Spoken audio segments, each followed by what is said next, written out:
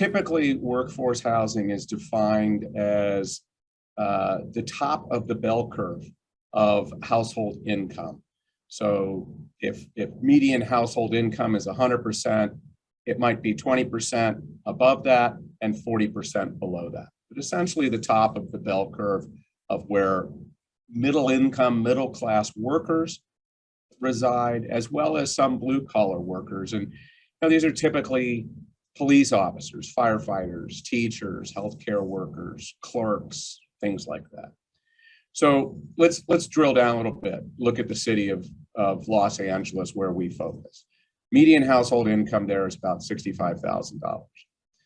So the workforce housing range of household income would be about $40,000 to just under $80,000. These people typically rent.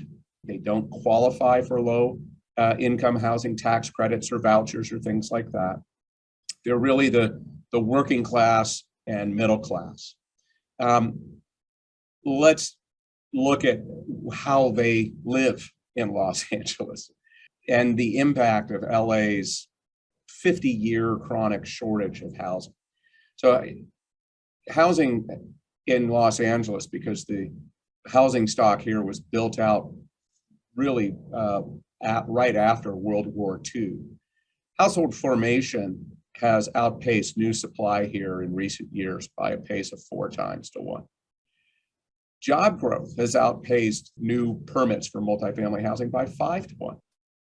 And so it's no wonder that the median price for a single family home in LA is about $800,000, or 10 times the upper end of that $40,000 to $80,000 range that I talked about. And so at today's interest rates, let's say interest rates come down to 5%, okay, and you put 20% down. The occupancy cost, the all-in, so your mortgage payments, your taxes, and insurance, would take up 2/3 of your median household income at the upper end of that workforce housing range. So said another way, single-family homes in Los Angeles are just simply too expensive to be workforce housing because there's too few of them. And so there's no wonder that in LA, only 46% own homes here, compared to a national average of about 60 to 65%. The numbers are stark, and what that has created in Los Angeles over the last 30 plus years is a permanent renter class. 2/3 of Angelenos rent their housing rather than own their housing. And most of them don't have a choice. They're not renters by choice, they're renters by necessity. So where do they live? These renters by necessity. They rent in exactly the buildings that we target.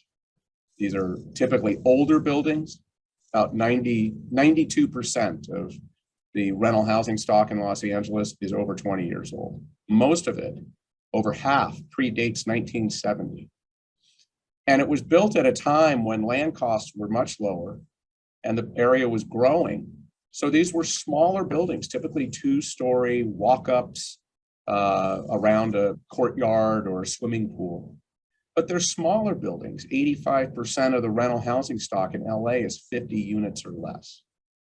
And those types of smaller projects that have very few, if no amenities, that are 30, 40, 50 years old, that's what a Class B and a Class C apartment is. For Los Angeles was about $65,000, the median household income.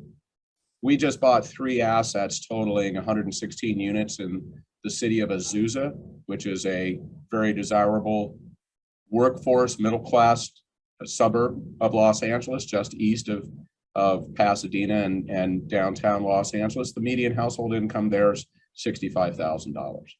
So it's right squarely in the middle of the bell curve is where we are on that.